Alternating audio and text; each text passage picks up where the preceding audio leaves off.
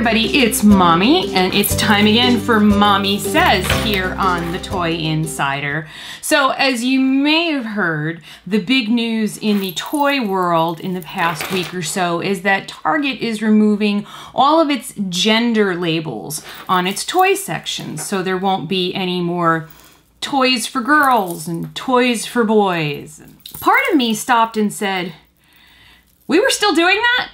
But I knew that we were, because when we would walk through Target, as we do several times a week because we're the doll hunters, you could see the obvious segregation of toys, that the toys were grouped in a way and with colors that seemed to indicate that these would be toys for boys and these would be toys for girls. But I honestly...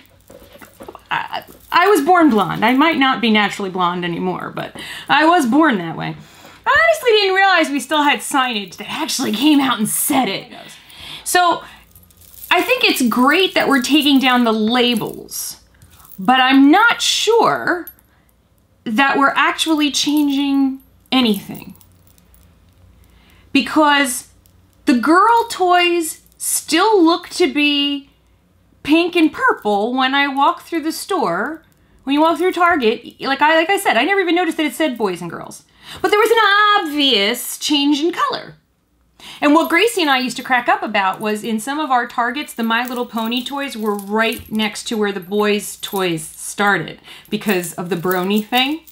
So that was an acknowledgement that, you know, well, let's put the My Little Pony stuff right here. So what was the thinking? So that a boy doesn't have to go into a pink aisle? I'm very confused. I'm still very confused about the whole thing.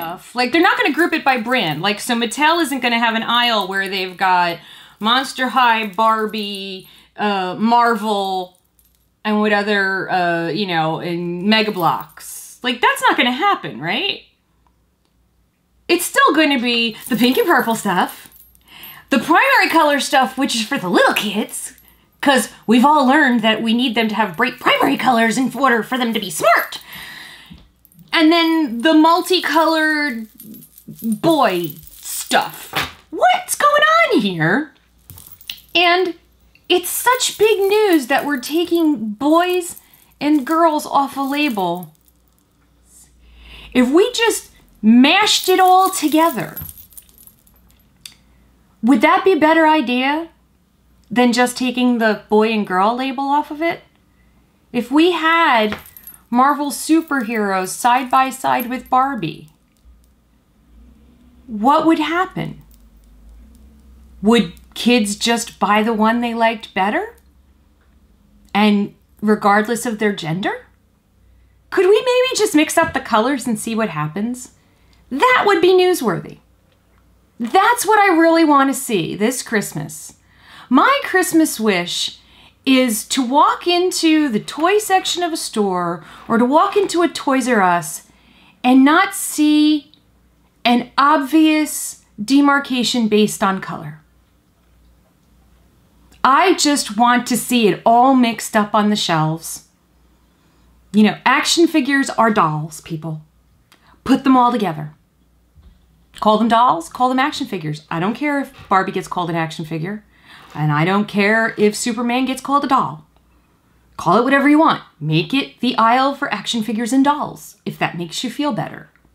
And put them side by side, together. Like, can we try that? Can some store somewhere please try that? And let's see what really happens? Isn't that the real problem here?